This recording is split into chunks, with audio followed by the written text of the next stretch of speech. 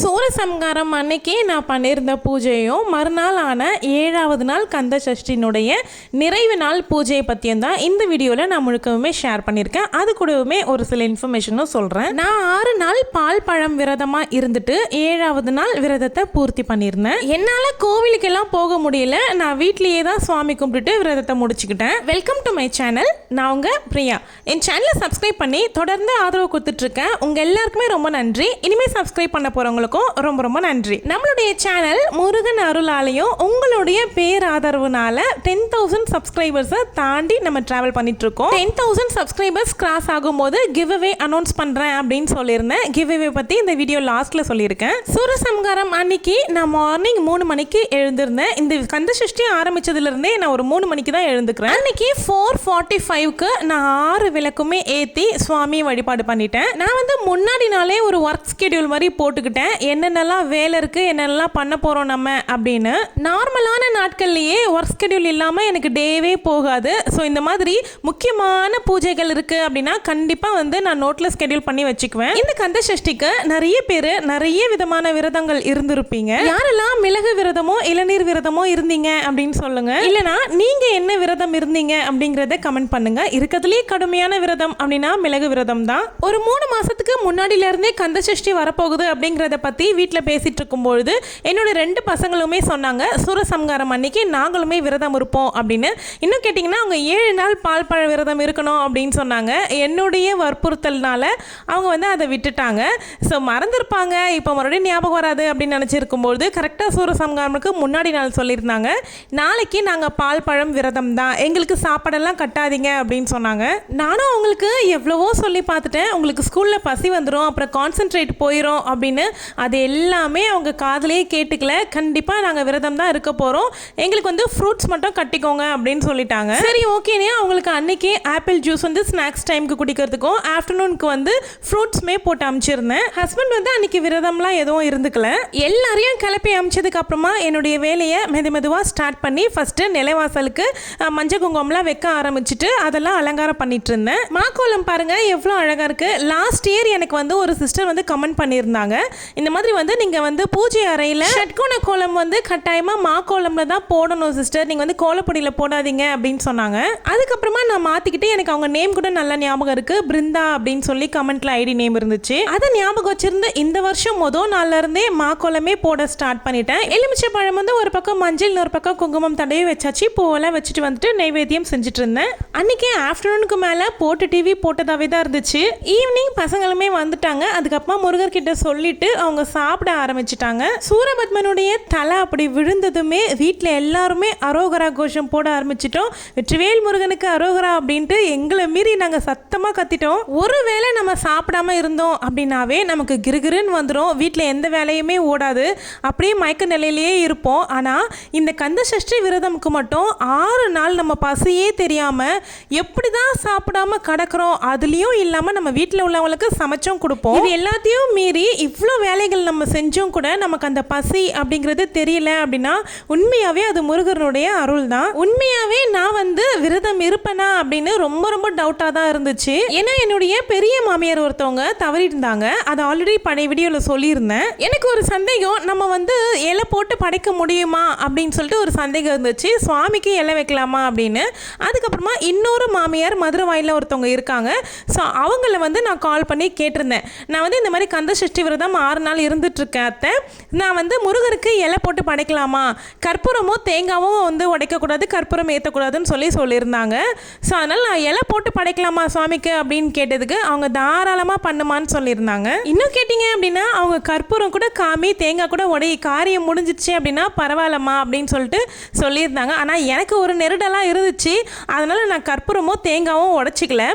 அதுக்கப்புறமா நான் இலை போட்டு சுவாமிக்கு நல்ல கல்யாண சாப்பாடு போட்டு படைச்சிருந்தேன். 3 மாதத்துக்கு அப்புறமா கற்பூரம் தேங்காய்லாம் உடைச்சிக்கலாம் அப்படின்ட்டு நான் அதை மட்டும் ஃபாலோ பண்ணிக்கிட்டு சுவாமிக்கு இலை போடுறது மட்டும் அத்தை சொன்ன மாதிரி கேட்டுக்கிட்டேன். முருகர் வந்து சம்ஹாரம் முடிச்சது உடனே போயிட்டு குளிச்சுட்டு வந்துட்டு கடகடன் மாப் பண்ணிட்டு சுவாமிக்கு எல்லாமே ரெடி பண்ணி பூஜையும் பண்ணி முடிச்சிருந்தேன். சூரசம்ஹாரம் அன்னைக்கு நான் முருகருக்கு தயிர் சாதமும் அப்புறம் தேனும் திணைமாவும் ரசகுல்லாவும் வச்சிருந்தேன். அது கூடவே ஒரு 3 வகையான பழங்கள் வச்சிருந்தேன். ஸோ வந்து வெற்றிலை தீபம் போட்டிருந்தேன். அன்னைக்கு நான் வந்து முதல் நாள்ல இருந்து ஒவ்வொரு நாளும் ஒவ்வொரு விளக்கா அதிகரிச்சு வச்சுக்கிட்டே வந்திருந்தேன். 6வது நாள் இந்த 6 விளக்கு முழுமையாக ஏற்றும் பொழுது மனசுக்கு அவ்வளோ நிறைவாக சந்தோஷமாக இருந்துச்சு. ஏன்னா நம்ம விரதத்தை வந்து 6வது நாள் பூர்த்தி பண்ணிகிட்ருக்கோம் அப்படின்ற ஒரு சந்தோஷம். கந்தசஷ்டி விரதம் ஸ்டார்ட் ஆகிறதுக்கு முன்னாடியே நான் ஒரு 30 வகையான சந்தேகங்களுக்கு விடையளித்து ஒரு லாங் வீடியோ போட்டிருந்தேன். அதுலேயும் நிறைய சந்தேகங்கள் கேட்டீங்க அப்படின்னு சொல்லிட்டு பார்ட் 2 இன்னொரு வீடியோவும் போட்டிருந்தேன். அதையும் மீறி உங்களுக்கு இன்னும் டவுட்ஸ் இருந்துகிட்டே இருந்துச்சு. ஸோ அதெல்லாம் சேர்த்து இன்னொரு வீடியோவாக முதல் நாள் கந்தசஷ்டி வீடியோ அப்படின்னு சொல்லிட்டு அதுலேயுமே ஒரு 10க்கு மேற்பட்ட டவுட்ஸ் வந்து நான் கிளியர் பண்ணியிருந்தேன். இதெல்லாம் மீறி கமெண்ட்லேயும் 1000 டவுட்ஸ் கேட்டிருந்தீங்க. இவ்வளோ டவுட்ஸ் வருமா அப்படின்னு நானே திகைச்சு போகிற அளவுக்கு கமெண்ட்லேயும் சரி இன்ஸ்டாகிராம்லேயும் சரி டிஎம் பண்ணி நிறைய பேர் டவுட்ஸ் கேட்டிருந்தீங்க. நான் வந்து ரொம்ப பொறுமையாக ஒவ்வொருத்தருடைய டவுட்ஸ்க்குமே ஒவ்வொருத்தருடைய கமெண்ட்டுக்குமே மெசேஜுக்குமே நான் வந்து ரிப்ளை பண்ணியிருந்தேன். ஏன்னா நம்மளை நம்பி ஒருத்தவங்க கமெண்ட் பண்ணி கேட்குறாங்க அப்படின்னும்பொழுது ஸோ அவங்களுக்கு கண்டிப்பாக ரிப்ளை பண்ணணும் அப்படின்னு சொல்லிட்டு நான் கண்டிப்பாக ஒவ்வொருத்தருக்குமே நான் ரிப்ளை பண்ணியிருந்தேன். தடபுடலாம் கல்யாண சாப்பாடு ரெடி ஆகிட்டு இருக்கு பாருங்கள். திருக்கல்யாணம் அன்னைக்கு நான் பிரம்ம முகூர்த்தத்தில் விளக்கு ஏற்றலை. ஸோ வந்து சமைச்சிட்டு ஒரே வேலையாக விளக்கு ஏற்றிக்கலாம் அப்படின்னு விட்டுட்டேன். ஹஸ்பண்ட்மே 3 மணிக்கு என் கூட ஏஞ்சிட்டாங்க.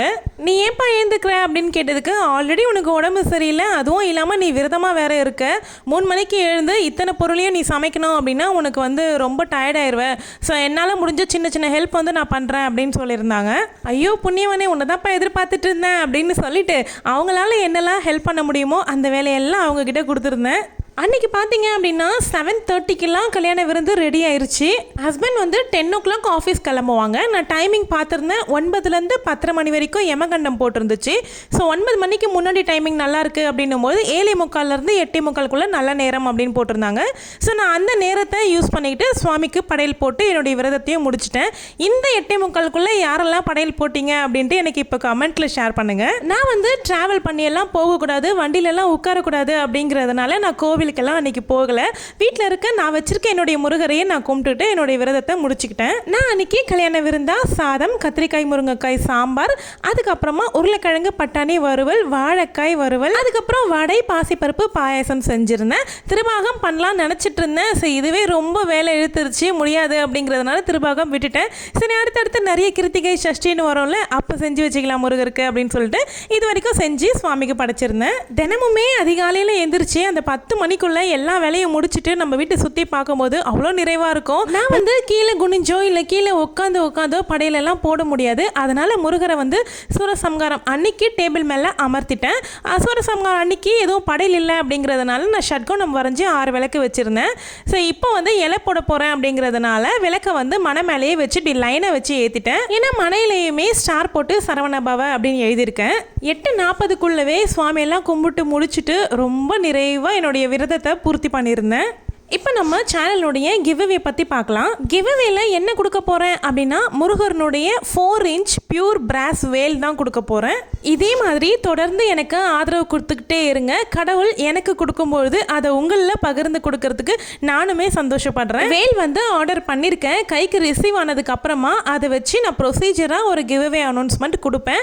அதில் ரூல்ஸ் எல்லாமே நான் சொல்லுவேன். அதை வந்து நீங்கள் ஃபாலோ பண்ணி கிவ்அவேல கலந்துக்கோங்க. இந்த வேல் வந்து 10 பேருக்கு கொடுக்க போகிறேன். நீங்கள் சேனல் இன்னும் சப்ஸ்கிரைப் பண்ணல அப்படின்னா இப்பவே சேனலை சப்ஸ்கிரைப் பண்ணி வச்சுக்கோங்க. இதே மாதிரி நம்ம சேனல் வந்து 25,000 சப்ஸ்கிரைபர்ஸை கிராஸ் ஆகும்போது இன்னொரு கிவ்அவேயுமே நான் அனௌன்ஸ் பண்ணுவேன்.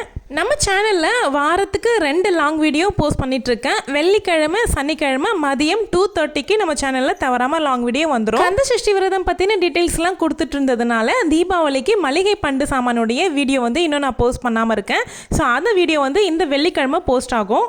முருகரை இந்த கந்த சஷ்டி நாட்கள்னு மட்டும் இல்லாமல் எல்லா நாள்லேயுமே வருஷம் முழுக்கவுமே அவரை தவறாமல் நம்ம வணங்கிட்டே இருக்கணும்.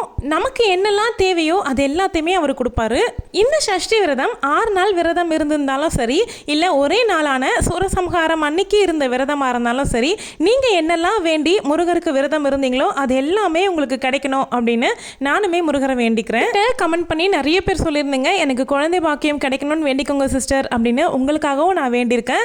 நிச்சயம் அடுத்த வருஷத்துக்குள்ளே உங்களுக்கு குழந்தை பாக்கியம் கிடைக்கும். அவ்வளோதாங்க. இந்த வீடியோ பிடிச்சிருந்தா இந்த வீடியோவை லைக் பண்ணிக்கோங்க. லைக் பண்ணுற லைன்லேயே ஹைப் ஆப்ஷன் இருக்கும், ஹைப் கொடுத்துக்கோங்க. சேனலை சப்ஸ்கிரைப் பண்ணல அப்படின்னா கண்டிப்பாக சப்ஸ்கிரைப் பண்ணிக்கோங்க. சப்ஸ்கிரைப் பண்ணிக்கிட்டீங்க அப்படின்னா தான் கிவ்அவே போடுற வீடியோவை நீங்கள் தவறாமல் பார்க்க முடியும், கலந்துக்கவும் முடியும். அந்த 10 பேரில் ஒருத்தராக நீங்களும் வின்னாக நிறைய வாய்ப்பு இருக்குது. தேங்க்யூ.